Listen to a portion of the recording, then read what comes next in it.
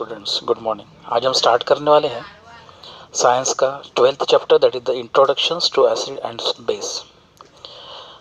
कई बार हम अलग अलग चीज़ें खाते हैं, जैसे लेमन है, नींबू है, टैमरिंड है, जींस जिसे बोलते हो, है ना, टोमेटो है, शुगर है, विनेगर है, सॉल्ट है।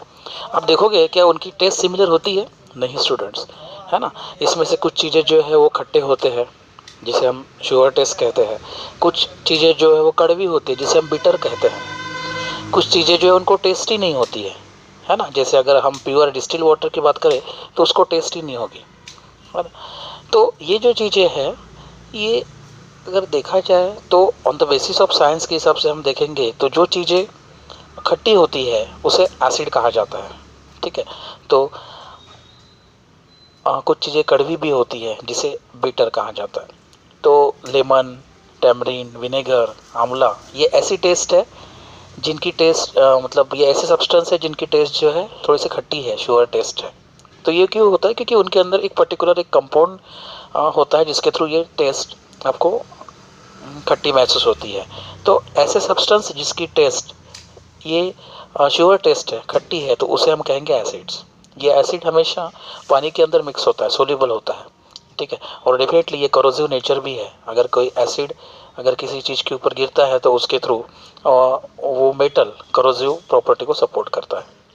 Not only that, plants and animals के अंदर भी एसिड्स होते हैं। जैसे हमारे बॉडी के अंदर स्टमक में HCl एसिड है ना। डीऑक्सीराइबोस न्यूक्लिक एसिड हमारे बॉडी के अंदर है, जिसके जिसके थ्रू DNA आप जानते हो, है ना।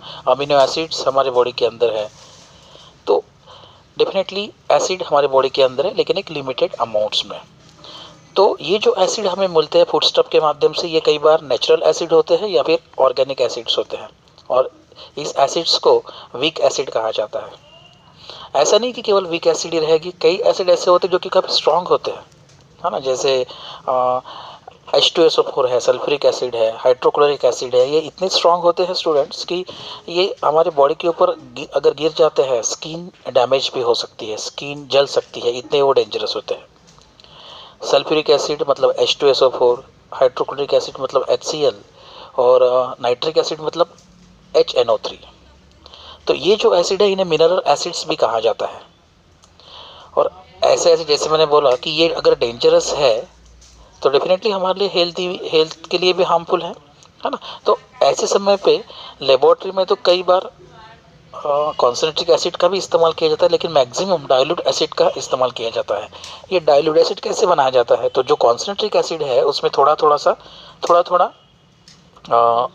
वाटर डाला जाता है, जिसके थ्रू ये डाइल्यूट बन जाता है, और उसके थ्रू उसकी जो हार्मफुल जो प्रॉपर्टी है वो थोड़ी कम हो जाती है, ठीक है ना। अब हम बात करेंगे बिटर टेस्ट की। आपने बेकिंग सोडा कभी अगर टेस्ट किया होगा तो उसकी टेस्ट थोड़ी सी कड़वी होती है ना। ये उसके बाद और कैन से ये अगर टच करो तो थोड़ा स्लीपी होता है, ऐसा चिकना वो पदार्थ होता है, सब्सटेंस होता है ना। Baking soda, costing soda, soap, ये सभी चीज़ें बेसिक में ही आती है स्टूडेंट्स। बेसिक सोडा का जो फार्मूला है वो NaHCO3 है, जो हम खाने के लिए इस्तेमाल करते हैं। लाइम वाटर CaOH2 है, हाइड्रोक्साइड है ये। कॉस्टिंग सोडा जो है NaOH, जो हम कपड़े धोने के लिए वगैरह इस्तेमाल करते हैं। तो ये सभी बेस का ही एग्जाम्पल्स है। डेफिनेटली बेस ये है टोटली एसिड से डिफरेंट है, उनकी जो प्रॉपर्टीज़ है पूरी तरह से अपोजिट है। लेकिन यस, अगर वो कॉन्सेंट्रेट फॉर्म में अगर भी बेस है तो वो भी हमारे स्किन के लिए वो डेंजरस है ना। अगर मैं वाटर की बात करूँ तो वाटर ना शुगर में आएगा ना बेस में आएगा, मतलब बिटर टेस्ट है उसकी। तो वो कलरलेस, मतलब व्हाट कैन से कलरलेस तो है ही, साथ में ही वो टेस्टलेस भी है ना, जिसे हम न्यूट्रल कह सकते हैं। यस, लेकिन अगर हम डिस्टिल वाटर की अगर बात करें तो, लेकिन अगर उसमें सॉल्ट अगर है, इन्वायरमेंट है, तो वो फिर उसकी टेस्ट आपको दिखेगी। तो ओवरऑल जो डिस्टिल वाटर जो है वो कलरलेस होता है, वो याद रखिए। अब ये जो एसिडिक है या फिर बेसिक ये जो सब्सटेंस है, इसको क्या हमेशा आप खा के देखोगे, टेस्ट करके देखोगे? नहीं, क्योंकि ये डेंजरस है, हमारे बॉडी के लिए हार्मफुल है, जैसे मैंने पहले ही बोला था, है ना। तो ऐसे समय पे उनको पहचानने के लिए इंडिकेटर्स का इस्तेमाल किया जाता है स्टूडेंट्स। ये इंडिकेटर क्या है? ये indicator the substance which change their colours in the presence of acid and base, है ना, एक सब्सटेंस है और जो एसिड या फिर बेस के अंदर अगर हम डालते हैं वो सब्सटेंस को, तो वो कलर चेंज कर लेता है, तो उसके हिसाब से वो इंडिकेटर्स है ना। इंडिकेटर्स के रूप में लिटमस पेपर का इस्तेमाल किया जाता है। लिटमस पेपर आप जानते हो कि एक लिकेन नाम का एक प्लांट होता है जिसके थ्रू ये उसके what I can say extract से वो लिचेन पेपर बनाया जाता है, लिकेन पेपर बनाया जाता है। ये अगर हम ब्लू लिटमस पेपर अगर हम डालते हैं और वो अगर रेड हो जाता है तो वो सॉल्यूशन है एसिडिक, वेयर एज अगर हम रेड लिटमस पेपर डालते हैं कोई सॉल्यूशन के अंदर और वो अगर ब्लू बन जाता है तो वो होता है बेसिक। बेसिक को ही अल्कली कहा जाता है स्टूडेंट्स, याद रखिए, है ना। तो ये नेचुरल इंडिकेटर्स जिसे हम बोलेंगे वो हम बाद में देखेंगे, अभी तो सिंथेटिक इंडिकेटर्स की मैं बात कर रहा हूँ यहाँ, है ना। फिनोप्टेलिन, मिथिल ऑरेंज, मिथिल रेड, ये सब लेबोरेटरी में इस्तेमाल किए जाते हैं, लेबोरेटरी में बनते हैं और इसी कारण से उनको सिंथेटिक इंडिकेटर्स किया जाता है या फिर आर्टिफिशियल इंडिकेटर्स उनको कहा जाता है। अगर फिनोप्टेलिन की बात करें तो एसिड में वो उसका कलरलेस रहता है, कलरलेस है, और वेयर एज अल्कली में मतलब बेस में वो पिंक कलर का बन जाता है। तो इस हिसाब से ये सभी नेचुरल और सिंथेटिक इंडिकेटर्स है। सिंथेटिक इंडिकेटर्स या फिर आर्टिफिशियल इंडिकेटर्स अगर बहुत सारे हम ऐड करते हैं तो उस समय यूनिवर्सल इंडिकेटर्स आपको मिलेगा। यहाँ एक देखोगे 12.2 में इंडिकेटर्स और कलर की इंफॉर्मेशन हमें दी है। जैसे लिटमस पेपर अगर है तो लिटमस पेपर कलर अगर वो ब्लू इंडिकेट करता है, या फिर हम बोल सकते हैं उसका की कलर अगर ब्लू है, लिटमस पेपर का कलर ब्लू है और वो अगर रेड हो रहा है तो वो एसिड है। अगर ब्लू का कलर ब्लू मिल रहा है तो वो अल्कली है। लिटमस पेपर अगर आपका रेड है और वो अगर रेड ही रह रहा है तो वो क्या है, एसिड है। अगर लिटमस पेपर रेड है और वो ब्लू हो रहा है तो वो अल्कली होगा, बेस होगा, मतलब वो सॉल्यूशंस। मिथिल ऑरेंज का कलर जो होता है वो ऑरेंज होता है, वो अगर हम एसिड में डालते हैं तो उसका कलर पिंक बन जाता है, और वही अगर हम अल्कली में डालते हैं तो उसका कलर येलो हो जाता है। मिथिल रेड जो है उसका कलर रेड होता है स्टूडेंट्स, नेचुरल, और वो अगर एसिड में डालोगे तो रेड का रेड ही रहेगा, और अल्कली मतलब बेस में अगर डालते हैं तो वो रेड का येलो हो जाएगा। तो ये इंडिकेटर्स के माध्यम से मतलब ये कलरिंग के नोटेशंस के थ्रू हम पहचान सकते हैं कि वो एसिड है या बेस है। तो जैसे मैंने बताया कि ये इंडिकेटर्स सिंथेटिक, आर्टिफिशियल या फिर हम लोगों ने यूनिवर्सल भी देखा, तो ऐसे ही नेचुरल इंडिकेटर्स भी होते हैं जिनको डोमेस्टिक इंडिकेटर्स भी कहा जाता है। ये लेबोरेटरी में नहीं बनाया जाता है, with the help of natural substance से या फिर डोमेस्टिक सब्सटेंस से बनाए जाते हैं, है ना। जैसे हमारे घर में जो हल्दी होती है, टर्मरिक, है ना, वो भी एक नेचुरल इंडिकेटर है। गुलाब की जो पंखड़ियाँ होती है या फिर हिबिस्कस जो है, जासवन जरामंडलम, है ना, उसके फ्लावर्स के पत्ते मतलब फूल से भी ये नेचुरल इंडिकेटर बनाया जाता है। या फिर रेड कैबेज जो है, पत्ता गोभी जो होती है रेड इसकी कलर की आपने देखी होगी ना, हाँ।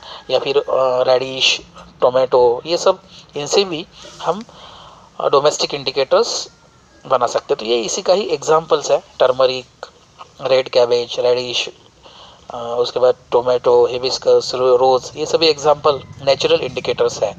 ये इंडिकेटर्स हम घर में भी बना सकते हैं स्टूडेंट्स, है ना। तो जैसे यहाँ एक्टिविटी दी है मेकिंग ऑफ नेचुरल इंडिकेटर, उसमें वही दिया हुआ है कि अगर आपको मान लीजिए हिबिस्कस के फ्लावर है, उसके रेड जो पेटल्स है उसको अगर हम ये करते हैं, व्हाट यू कैन से, उसको घसते हैं तो वाइट पेपर के ऊपर, तो वो भी एक इंडिकेटर है जो हम घर में बना सकते हैं। ऐसे ही रोज़ पेटल्स के भी है।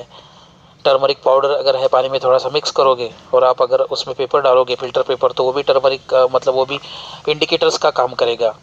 कैबेज के जो लीव्स है, तो इससे भी नेचुरल इंडिकेटर्स हम घर में बना सकते हैं, ठीक है ना। तो ये जो चीज़ें आप यहाँ देख रहे हो जिसके थ्रू ये एक्टिविटी दी है, वो एक्टिविटी आप खुद देखिए घर में करके, तो हमें एग्जैक्टली आपको पता चलेगा कि नेचुरल और सिंथेटिक इंडिकेटर्स क्या होते हैं, ठीक है ना। अगर यहाँ दिया हुआ है कि अगर हम मान लीजिए कि एक फ्रूट जूस है, कोई भी जूस है, और उसमें अगर हम बेकिंग सोडा डालते हैं, जो खाने का सोडा है, तो उस समय क्या होगा, उस समय आपको बबल्स आते हुए देखेंगे, है ना स्टूडेंट्स। तो ये भी एक ये है। नेक्स्ट इसमें देखोगे इंडिकेटर्स के बारे में, या मतलब नेक्स्ट फिर एक एक्टिविटी दी है, अलग अलग सैंपल्स दिए हैं। जूस लाइम है, NH4OH है, उसके बाद HCl हाइड्रोक्लोरिक एसिड है, विनेगर्स है, है ना। और उसमें सब में आपको एक एक ये इंडिकेटर्स डाल के देखना है। रेड लिटमस डाल के देखना है क्या होगा, ब्लू लिटमस डाल के देखोगे क्या होगा, फिनोप्थलीन डाल के देखोगे क्या होगा, मिथिल ऑरेंज डाल के देखोगे क्या होगा, और उसके हिसाब से हमें पहचानना है कि वो एसिड है कि बेस है। ठीक है, तो उसका जो ये प्रैक्टिकल बेस्ड है जो हम लेबोरेटरी में करने वाले हैं। तो केवल एक चीज़ याद रखिए, जैसे मैंने पहले ही बताया था कि अगर ब्लू, जैसे 12.3 में भी दिया हुआ है ना, कि ब्लू लिटमस पेपर अगर रेड हो जाता है तो वो क्या रहेगा, एसिड रहेगा, वो सॉल्यूशन एसिडिक रहेगा। और अगर रेड लिटमस पेपर वो ब्लू बन जाता है तो वो जो सॉल्यूशन है वो अल्कली या फिर बेस रहेगा। ठीक है,